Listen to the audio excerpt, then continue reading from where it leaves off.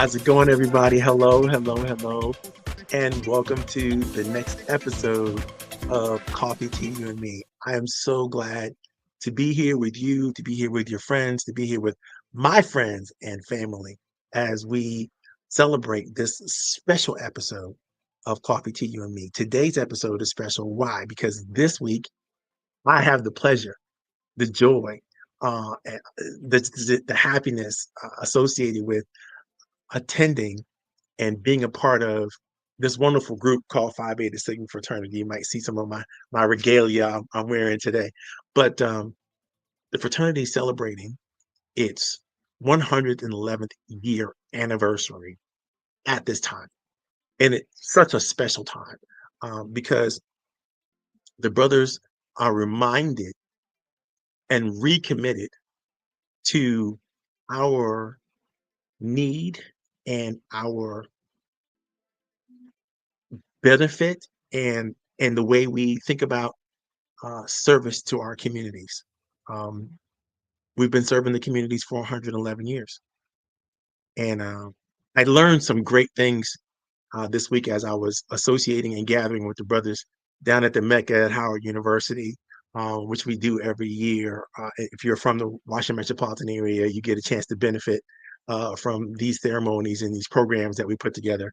I learned two things that I did not know before that make me even prouder of our organization and the things that we endeavor to do that are different than others of the divine nine organizations, with the exceptions of our SOARs, the Zeta Phi Beta. I will say that we're doing a great job of sticking to our roots of service and understanding what that means to have a collective group and a collective um, arm of service that is associated with openness and inclusiveness as we go about the business of Phi Beta Sigma. So I'm so happy at this point to celebrate. And I'm glad the brothers have decided to embrace this offering of service every Friday that I give to small business leaders as it identifies with our Bigger and Better Business program, which is one of the first programs that Phi Beta Sigma rolled out nationally. We've always had the understanding that economic development and financial wellness and health always been things that we need to focus on, specifically within the African American community and in generally in the broader community, to make sure that we have a healthy nation as we move forward. At least a healthy nation economically, which bleeds into our social responsibilities, our political responsibilities, and everything else. So it's just a great opportunity to be a part of a great group. And if you've ever, thought about becoming a part of an organization, you might want to take a look at Phi Beta Sigma fraternity, because the brothers are serious. We are serious about um, helping to elevate the world from our particular point of view and our particular corner of the universe. We want to make sure that things are better for the next generation and better for us as we move in this generation and better for the next generation as well.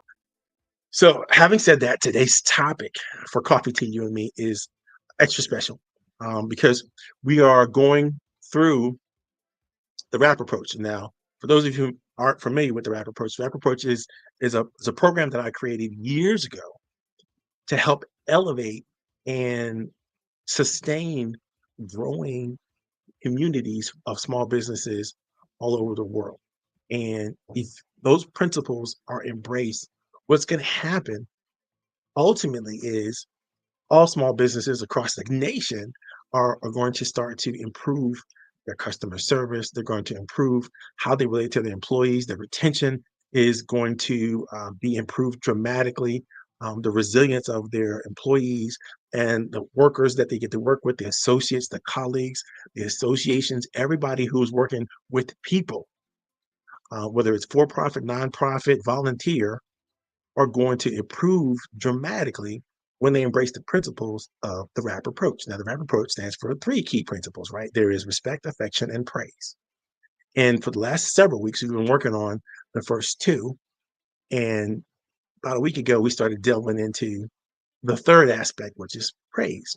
What is appropriate praise? What is genuine praise? And how do we use it? And how does it affect um, all of us, the receiver as well as the giver? How do we appropriately um,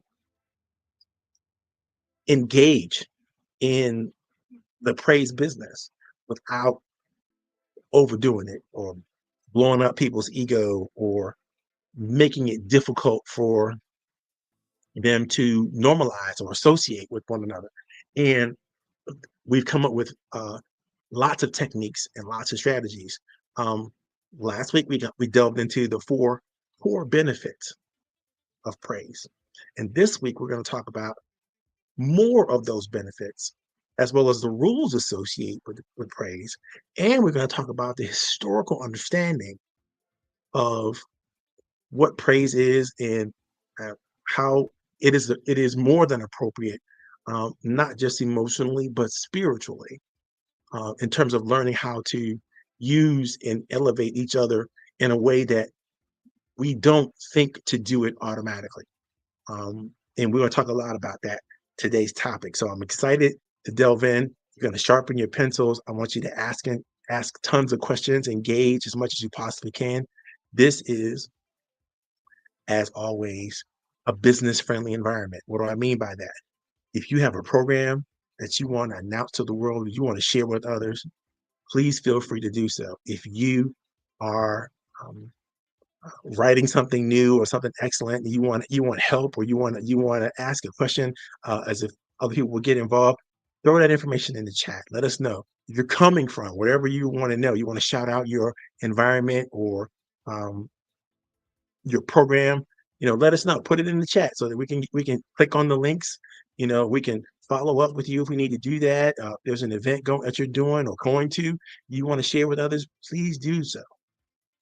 We're all about the proliferation of entrepreneurship in a way that's sustainable and useful for the community. So if you have something that you're willing to offer, a discount, a deal, a program, it doesn't matter what it is, as long as it's not inappropriate. And what I mean by inappropriate, meaning it's salacious in its intent, or somehow, let's keep it PG-13. You know what I'm saying? Don't let's make sure we're not promoting anything or sharing anything that could get somebody in trouble in any way, shape, or form. Let's keep it that way. And that way we don't have any problems, right? So today's episode, again, super special. We're talking about appropriate um, praise. How do we do it in a way that is useful and not in a way that causes harm and damage, right? Because let's be real for a second. A lot of reasons why a lot of people don't get praise for the work that they do, the efforts they put in, it's because people don't know how to do that appropriately. They don't want to. They don't want to feel like they're calling someone out and making a big deal out of something that they don't think the person themselves doesn't feel is a big deal, or worthy of any type of special attention. Um, that happens quite a bit sometimes, and so when people get a point where they want to praise somebody, but they don't know how to praise them, so they don't. Then the opportunity that you can have from doing this right, and let me just share with you those four core benefits really quickly on a high level. Um, Without going into any depth. If you want to go into depth on these things, I'm going to suggest you go back to last week's presentation and take a look at it. The four core benefits of authentic praise is it raises and helps improve self-esteem, right? It improves and raises the bar on performance. It solidifies and strengthens relationships. And last, it increases resilience. So when you do this right, those are the benefits you can count on. And these are not maybe benefits. These are absolute benefits that can be delivered, received, and shared when we learn how to deliver authentic praise correctly. So let's talk about other benefits of authentic praise. And there are about, I would say, 9, maybe 10 other benefits that we need to talk about, because these are very, very important. Now, of course, the four core benefits kind of speak for themselves. Right? And it's easy to see how, if you take these things seriously, they can become the cornerstone of the organization's growth and development. But authentic praise has so much more to offer than just those four core benefits. In fact, genuine recognition can elevate employees, stakeholders, association members, volunteer group teams, can elevate their spirit, and it makes them feel valued and appreciated. This in turn fosters a positive atmosphere every single time. So you have to learn how to create this genuine recognition. Number two, when people receive sincere praise, they're more likely to be motivated and continue to perform well, leading to higher productivity and engagement. Number three, regular heartfelt praise helps build trust between leaders and followers. It shows that team members are paying attention to one another and they genuinely care about the team's efforts. Number four, Authentic praise can promote a sense of camaraderie and strengthen the bonds amongst the team members, which creates a more cohesive and collaborative team. The fifth benefit is understanding that when you praise specific actions and behaviors, and I'll repeat that, when you praise specific actions and behaviors, leaders reinforce this positive behavior and guide people toward the behaviors and values that are important to the organization, to the association, to the community, to any group or team that is there. These values have real breathing room when you do this and praise specific meaningful behaviors, right? Number 6, people feel appreciated and are more likely to stay with an organization, which reduces their turnover rates and the associated cost of recruiting and training unfamiliar staff members, associates, you know, key members that might do things. You want to make sure that people feel appreciated. You want to make sure that they feel it. How do you make sure they feel it? Right? You got to use the genuine, responsible, respectful, heartfelt praise. You have to do it, right? Authentic recognition, number 7, contributes to everybody's overall satisfaction. People want to know that they bring value to the group. When they know they bring value to the group, they're likely to enjoy what they're doing more, which makes them work even harder and stay committed to the team. Number 8, praise tends to highlight individual strengths and achievements, and done well can boost the self-confidence and encourage new people to take on new challenges, which leads to their own personal and professional growth. And lastly, number 9, genuine praise, authentic praise, respectful and responsible praise can contribute to an individual's mental well-being, thereby reducing stress and promoting a healthier, more balanced work life. Now, next week, we're going to get into the neuroscience behind all the things that I just shared with you. But I want you to think about what authentic praise has done for you in the past. How did you feel about it? And you knew it was genuine, you knew it was real, when you knew it was integrated and it was wonderful and it met all the criteria. Because there's some criteria, there's some rules about doing this authentic praise really well. Before I get into these rules, though, I want to share with you a quote. This quote is from Christopher Hitchens. It's a pretty long quote, but it really hits the nail on some questions that you may have about authentic praise. And that's why I love it. Here's the quote. Owners of dogs will have noticed that if you provide them with food and water and shelter and affection, they will think that you are a God. Whereas owners of cats are compelled to realize that if you provide them with food and water and shelter and affection, they draw the conclusion that they are gods, right? When you heap authentic praise on people, depending on their orientation, they're going to receive it in one of a few kinds of ways, right?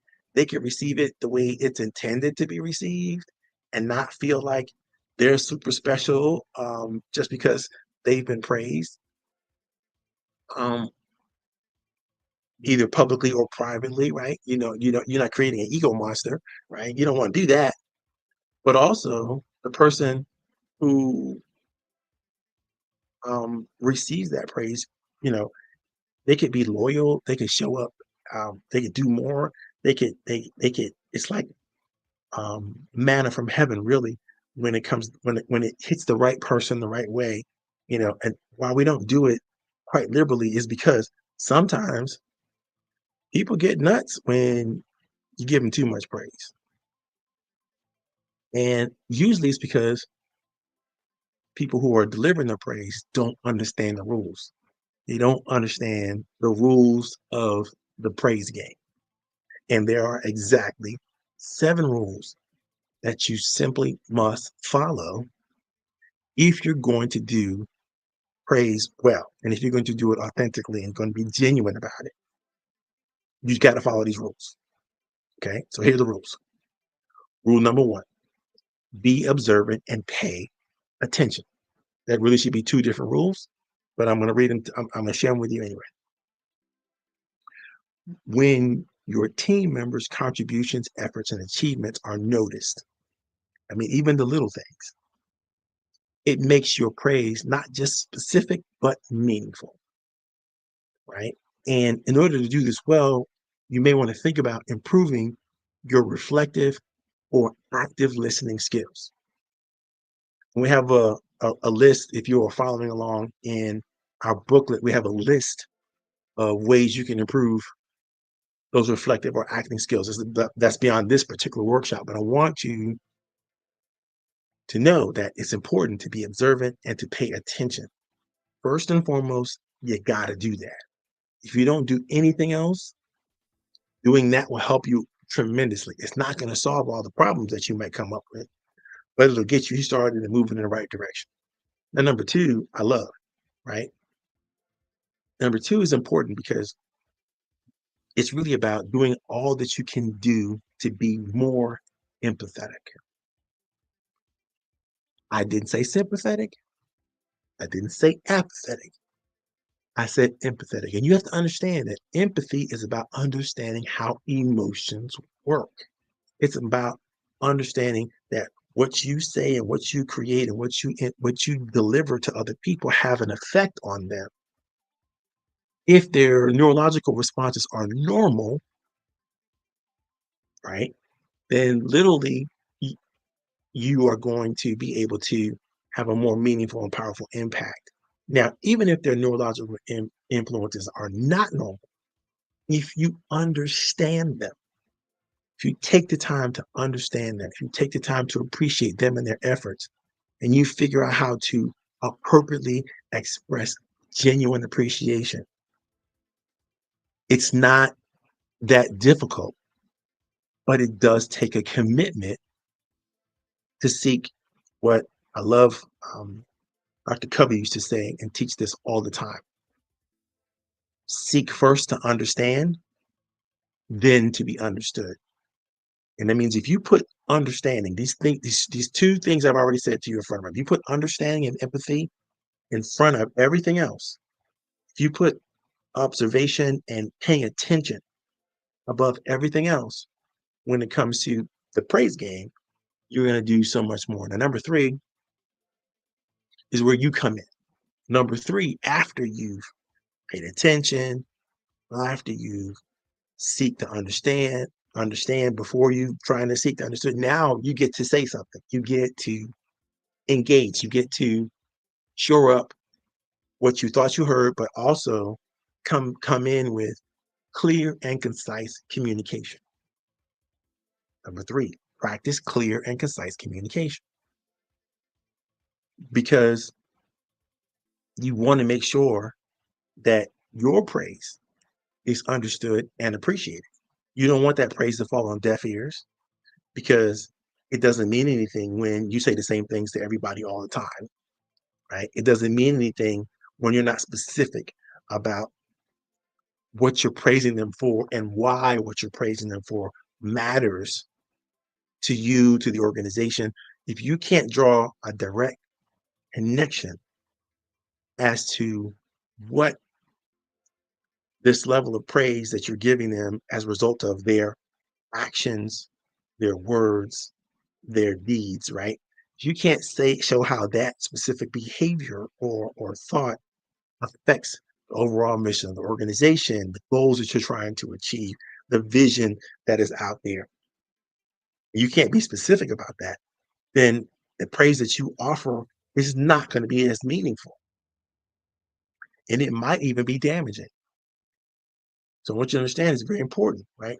Remember, you're attempting here in your communication to articulate and transfer the value that someone is receiving from someone else, and you're sharing that value back to them in a meaningful and even more powerful way than it might have been received, right? So you want to make sure that you do this right. Clear, concise communication. Number 4. I've said it before, and I have to say it again over and over and over again. I want you to be clear about this. It must be sincere. You must be sincere. Authentic praise is that kind of praise that comes from the heart. It ensures that the compliments that you make are genuine and not just a formality. And I'm going to give you a warning. If you're not really feeling it, don't try to fake it. You cannot fake authenticity. You cannot fake being genuine. You cannot fake, you know, um, those regular, consistent opportunities that you may have with people that you work with to really, really share with them what their efforts and what their gifts and talents mean to you and how you're experiencing them. You can't fake that, right? And I'll tell you, if you try to fake it can easily backfire on you, especially with someone who has just a basic or normal level of emotional intelligence. Forget people who have a high level of emotional intelligence. They're going to read right through that quickly. They're going to read right through that immediately. They're going to see your eyes. They're going to look at your nonverbals. They're going to be able to see really quickly that you're not being forthright. You're not being forthcoming. You're not being sincere. So get this right, or it quickly becomes tragic. Again, this is why most people don't do it, because they don't know how to be sincere and authentic. We're going to teach you that if you pay attention to what we're talking about, and we're going to teach you how the benefits of it and why. Number 5, when you offer praise, you must be consistent, and not be consistent to the same person, but consistent amongst the team, right? Seek to make sure that there is someone that you're someone that you are praising every day. If you're paying attention, the whole team, if you're watching what everybody's doing, if you're looking at, the efforts that they're putting out on a regular, consistent basis, you'll be able to celebrate the small wins. Not wait till the big achievement is done. Not wait till the goal is done. That's when the whole team gets to celebrate. I get that, but every effort of those little small wins, those little small victories that are happening on a daily, sometimes hourly basis. If you're a leader, it's your responsibility to set this tone, and not just for what your team does, but you have to operate in this manner. And what I mean by that is, your team, when they see you elevating each team member as much as you possibly can in private and in public when it's appropriate, right? Because you can't stop everybody to go, hey, let's clap for blah, blah, blah, when you're in the middle of trying to get something done, right? It's not appropriate. Um, but it sure is a lot of fun. So think about when it might be appropriate. You don't want to wait too much, let time go by too much before, and we'll get into that in such a second, before you offer an appropriate level of praise. The more steady and stable and positive input that you offer, the more the character of your team begins to reflect the appropriate values and habits that you want to have, that you want to share. And guess what? You don't have to be the leader to do this. You could just be one of the team members. Even, you could be a person who reports to one of the team members on a regular, consistent basis, right? You can offer, but you got to be consistent. You got to be regular, consistent. You can't be the positive cheerleader type one day, and for 5 days, and another 5 days in a week, you're a nervous Nelly, or you are the kind of person who is just bringing drama and trauma always to the team, and how you communicate and blah blah blah. You want to communicate from a level of positivity and be able to sustain that. So that means it's got to be authentic, got to be real. And you got to put some time into paying attention and learning, and seeing what everybody else is doing, and offering that praise correctly, right? The best way to do it is number 6. Do it on time. Offer praise promptly after you recognize a Herculean effort, or after you recognize a great idea has been shared and delivered or executed on, you know, the more you delay that praise, the more it loses its impact, right? So that's why it's important. The social impact of praise is best when it's offered immediately. And I'd like to share there's a golden moment when authentic praise really, really works and it really is good. It'll yield all the benefits and even more. Um, but if you miss this window of opportunity, you just have to wait until the next positive contribution comes around and you get a chance to offer the praise, right? You don't want it to fall on deaf ears because it's you missed the mark. Nobody knows. Everybody has to go. What are you saying? What? When did this happen? What are you talking about? Who did what when? Right? You got to get it in immediately while everybody is available, and as soon as people are available. If nobody's available, make sure you praise them privately right away. And if you have to delay the public praise of the same idea effort till the team meeting or until at the end of the workday or those types of things, that is super important to do because you don't want to be a disruption to the workflow. You don't want to be a disruption to the meeting or disruption to anything else. But you do want to offer that praise promptly in person. You know, number 7, be specific. Be specific. You have to tailor your praise to the individual, not just specific in terms of what it was and what did it do. That we talked about that earlier, but we're talking about now. Be specific to the person, right? Some people appreciate public recognition. Others may prefer to have private words of thanks. No matter what the cultural situation is or their issue is, remember that some of us have deep-seated ideas on humility, and how that should be shared and shown in the workforce, at home, in the church, in the synagogues, in the places where um, those deeply held beliefs are spawned from. Generally, you know, we have to be careful about that. And so, when you force people um, to be other than what they consider meek or modest, especially when they're culturally bound to some philosophy or teaching that you're not aware of, you could inadvertently traumatize or even offend them in your praise of them. So it's important that when you don't understand their background, and until you understand their background about these things and what's important to these things, you can always ask for clearance before you proceed with any public praise or recognition. And what I mean by that is okay to say, listen, um, I think you did a great job. I've told you personally that you've done a great job or you did something amazing and so on. And I'd like to share what you've done with everybody else at our next team meeting or at the end of the workday. Would that be okay with you? Because I want others to learn from your example. And I think it would be great for them to learn from your example. And if you're willing to share with them, what it meant to you or what you did, that would even be cooler, but you don't have to. I'll take care of that if that's okay with you. Just make sure you're considering them. Make sure you're communicating in a way that considers how they feel about the situation.